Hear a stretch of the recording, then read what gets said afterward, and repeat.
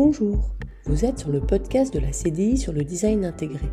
Dans cet épisode, nous parlerons de process design packaging intégré chez Decathlon avec Jérémy Pipe, directeur design packaging.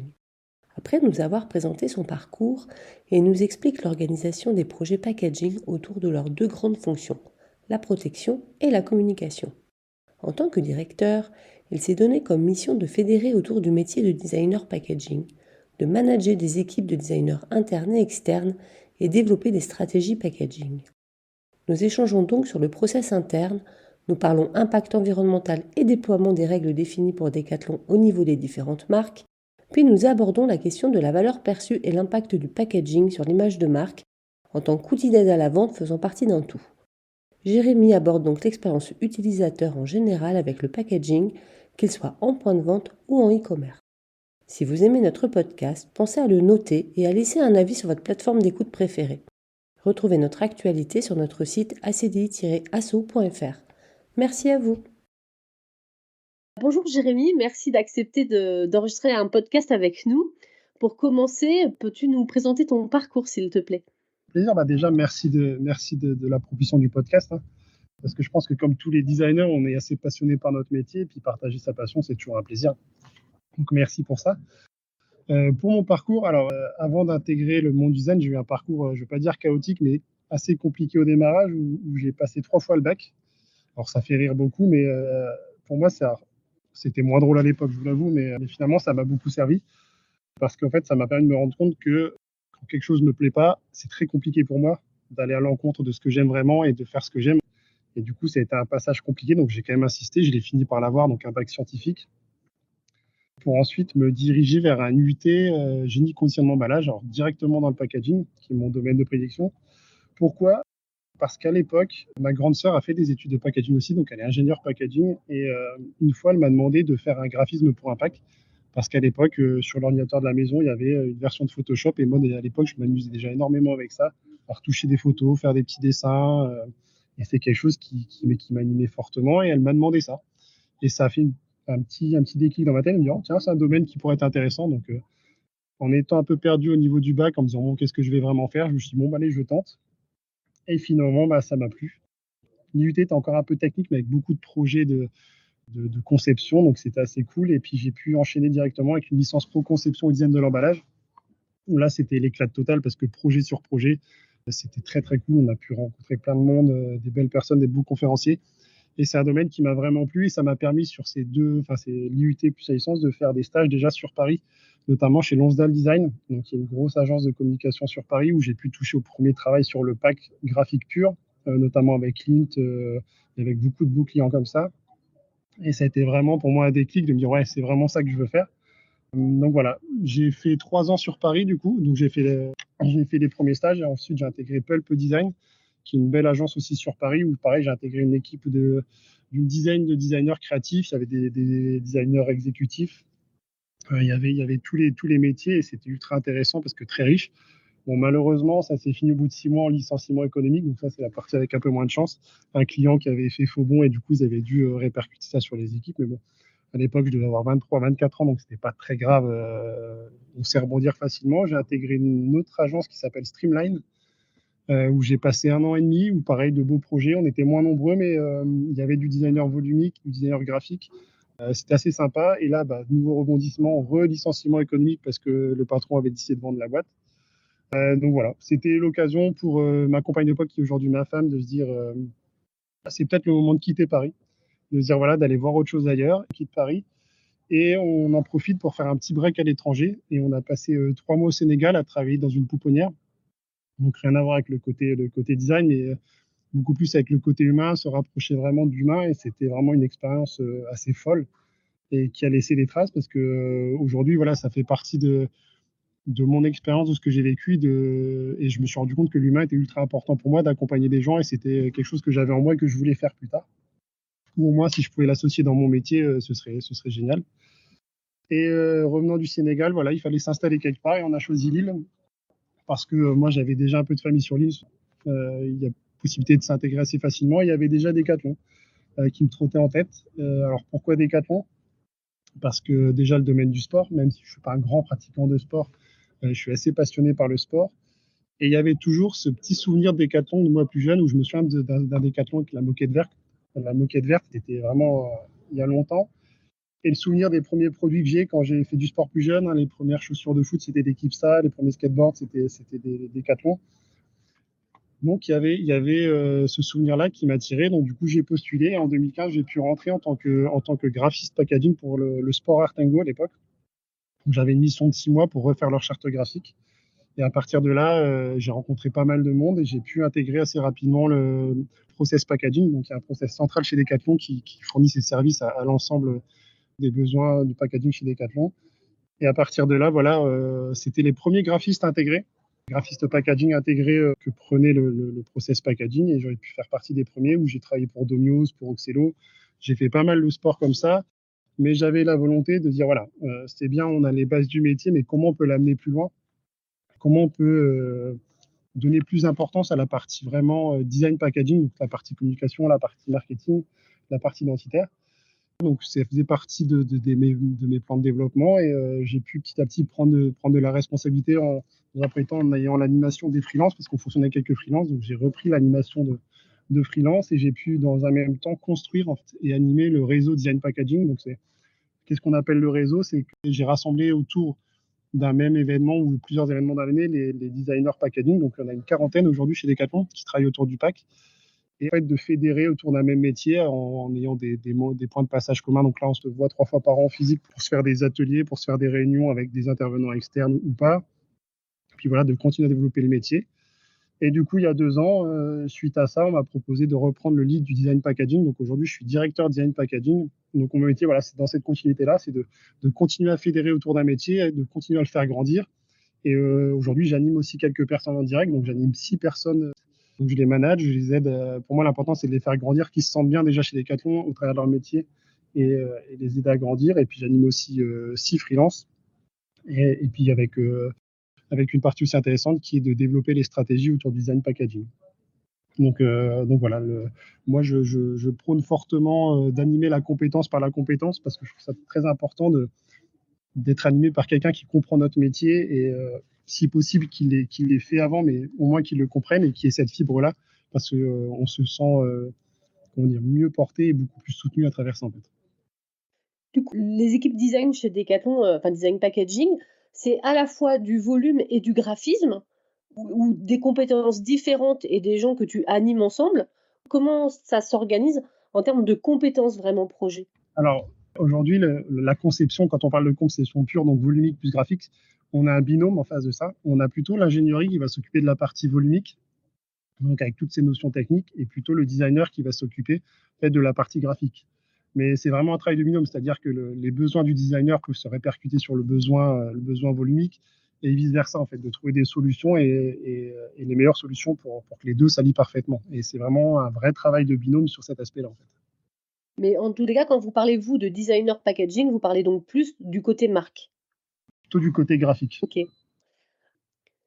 Je te laisse continuer sur, donc, il y a ce binôme qui intervient sur le packaging et ensuite, comment ça s'organise par rapport aux produits, par exemple, parce que ce qu'on met à l'intérieur du pack, comment ça s'organise chez Decathlon?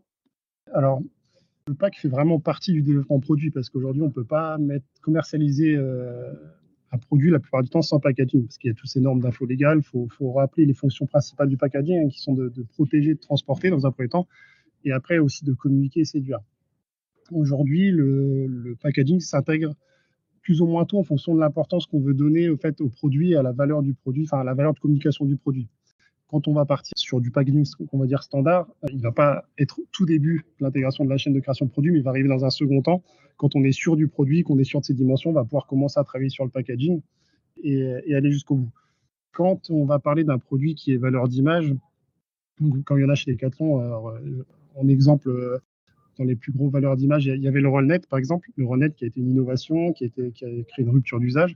Il fallait mettre un pack associé à ça qui était peut-être un peu plus fort parce qu'il y a l'importance de dire, voilà, on veut, via le packaging, aider le produit à se faire comprendre, à être mieux communiqué, à faire partie d'un tout. Donc, c'est-à-dire, on va intégrer le pack non seulement dans la protection du produit, dans la communication, mais aussi le lien qu'on peut faire avec le merchandising, le lien qu'on peut faire avec la communication.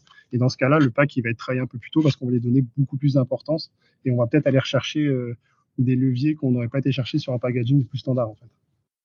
Et aujourd'hui, par rapport au pack, on sait que dans les cahiers des charges, ce qui intervient énormément, c'est l'impact environnemental. C'est Ouais. quelque chose je pense qu'il pèse de plus en plus lourd.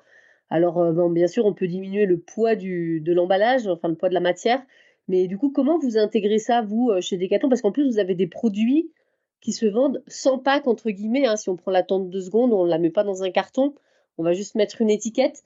Donc est-ce que c'est une tendance de dire: «Ben, on va essayer de supprimer le pack en termes de volume et donc cet ajout de matière», ou est-ce que non, de toute façon, il y a des produits qui continueront toujours à être, emballés? Et comment vous gérez, cette notion d'impact environnemental? Alors c'est une bonne question parce que c'est un des sujets, je pense, les plus importants chez nous, hein. Le packaging, finalement, c'est un déchet avant tout. Et même pour nous, au service Packaging Decathlon, le meilleur packaging, c'est celui qui n'existe pas finalement. Donc là, tu parlais de l'exemple de la tente.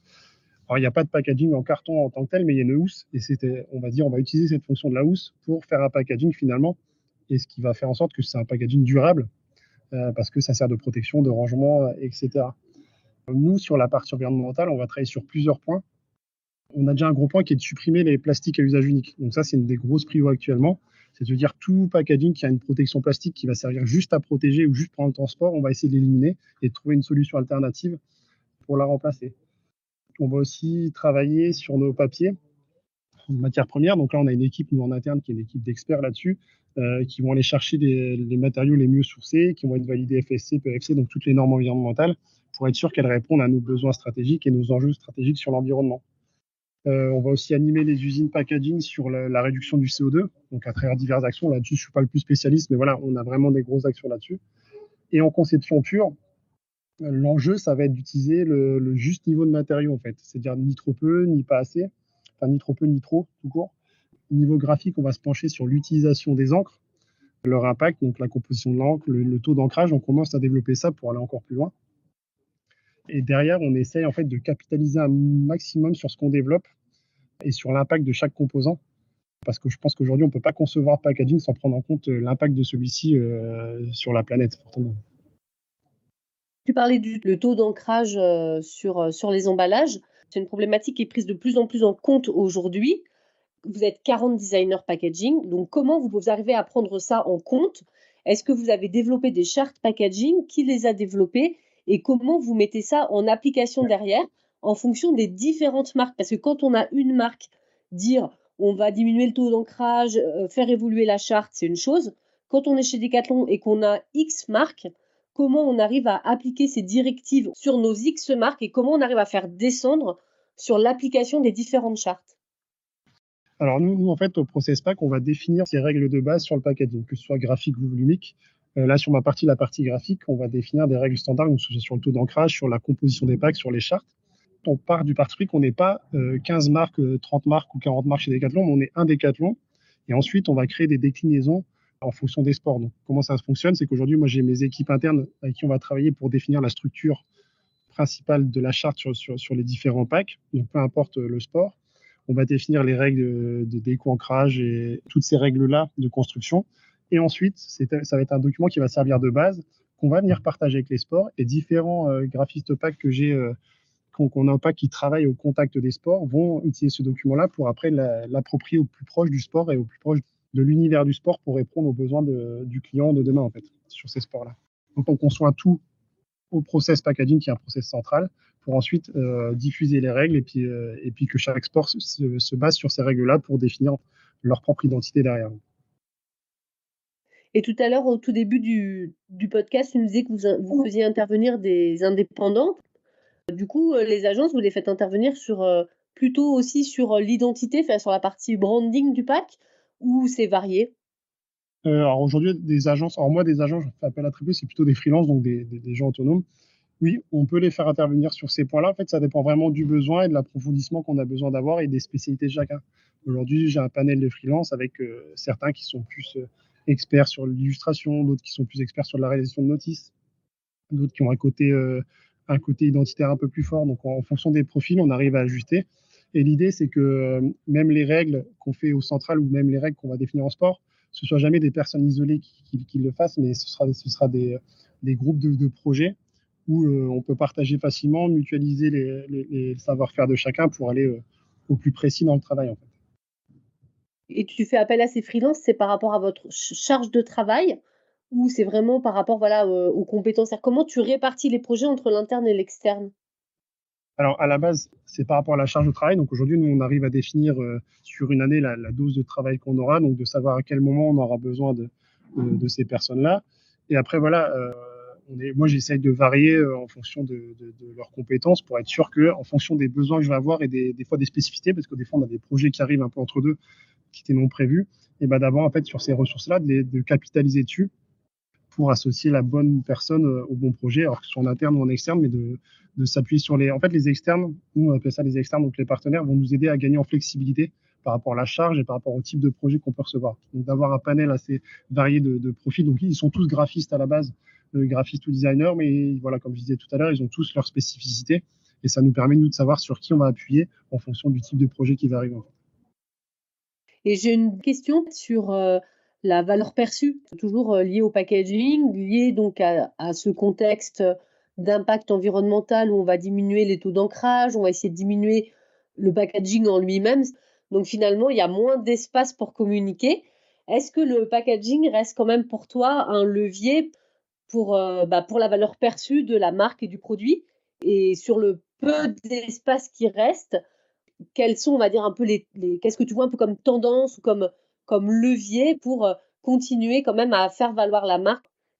Alors, je sais pas si je vais être le plus objectif pour répondre, parce que pour moi, je suis persuadé, et si je suis encore dans ce milieu-là après une dizaine d'années, c'est que je suis persuadé que le packaging a un fort impact sur la perception d'une marque ou sur l'aide au choix du client ou même sur convaincre le client que le produit est le meilleur.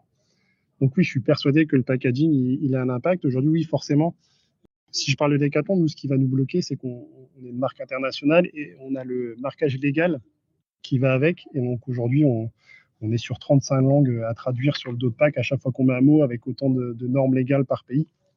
Donc on travaille dessus pour le réduire un max. Donc forcément, ça laisse un minimum, ça laisse moins de place pour la partie, on va dire, plus marketing ou communication.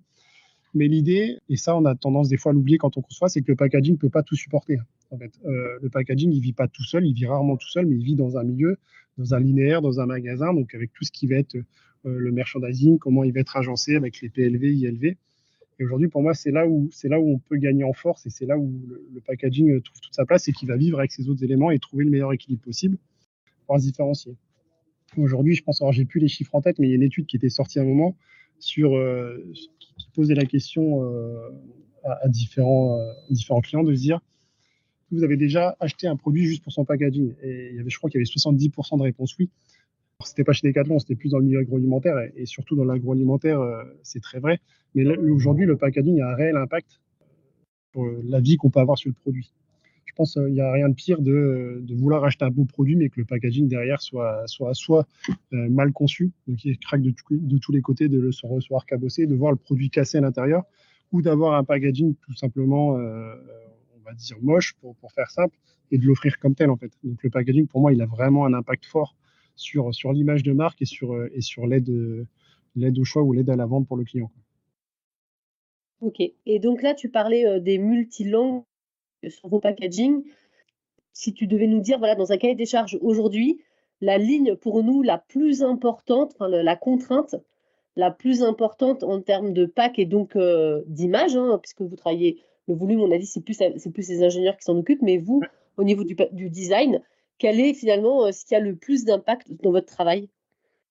En termes positifs ou négatifs, du coup? On va dire positif quand même. Enfin, non, ce qui a le plus d'impact de ce qu'on va faire, c'est surtout le facing même du packaging. Donc, la charte qu'on va appliquer, soit en fonction de l'univers, soit une charte commune, mais se dire comment.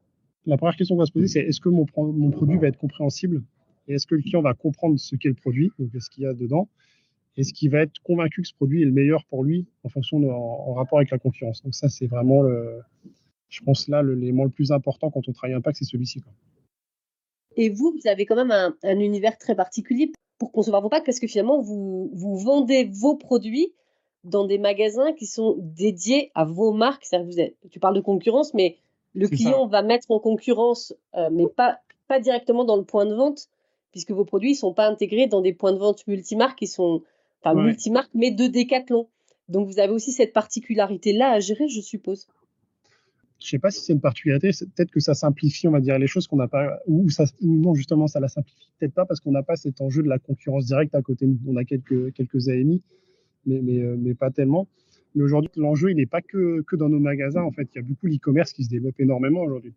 Et sur l'e-commerce, on a accès à tout le monde. Même si on va sur le site Decathlon, quand on va nous commander un produit chez Decathlon et le recevoir chez nous, il faut que l'expérience packaging, parce que là, on parlait beaucoup des packaging de vente, donc le packaging qui a le client entre les mains, mais nous, on traite tous les aspects du packaging. Donc, on a le packaging de vente, mais on a aussi le packaging de logistique, notamment celui en e-commerce. Aujourd'hui, on travaille beaucoup sur le carton e-commerce parce que c'est d'une certaine façon le magasin qui vient chez vous.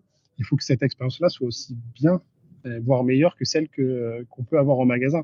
Parce que si on crée une déception déjà là-dessus, on perd de la crédibilité auprès du client. Donc, même si on a très peu de concurrents dans nos magasins, il faut que les axes de travail sur lesquels on va être présent ailleurs, donc soit sur la vente à d'autres qui commence à arriver, ou même l'e-commerce, on soit aussi fort et pas qu'on se loupe là-dessus. Donc c'est là où le packaging a vraiment une importance forte sur l'image de marque. Très bien. Eh ben, je pense que on va s'arrêter sur, notre podcast parce qu'on a largement, Donc, entamé nos 20 minutes. Donc merci beaucoup Jérémy. merci à toi.